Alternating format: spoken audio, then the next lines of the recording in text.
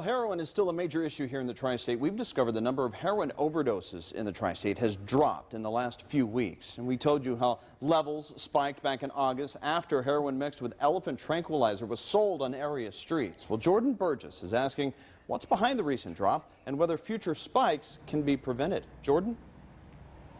At one point, rescue workers at fire departments like here in Cincinnati were dealing with more than 50 heroin overdoses a day. Now that number can be as low as 3 in a day, so we're digging into how they did it and if it can last.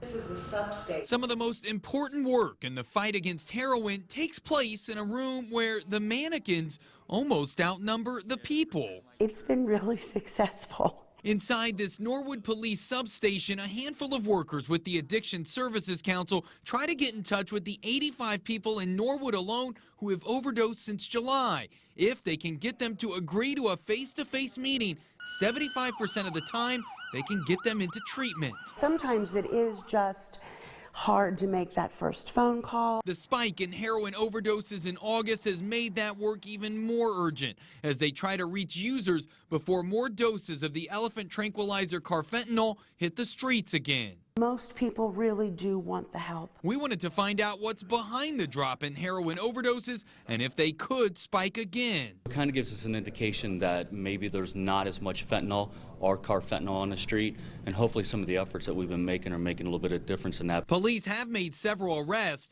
Chief Tom Synan with the Heroin Coalition Task Force says if there is another spike, agencies are more ready for it. And what we learned from the carfentanil and the overdoses from that spike is that we needed to be more real time.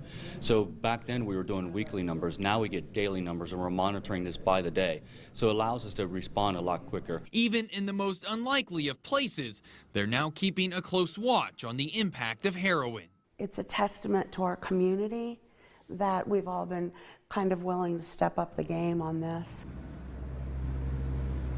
Now, the Addiction Services Council is reaching out to heroin users in Colerain and in Norwood, but anyone can call their hotline for help, so I've got a link to their website on my Twitter page at WCPO Jordan.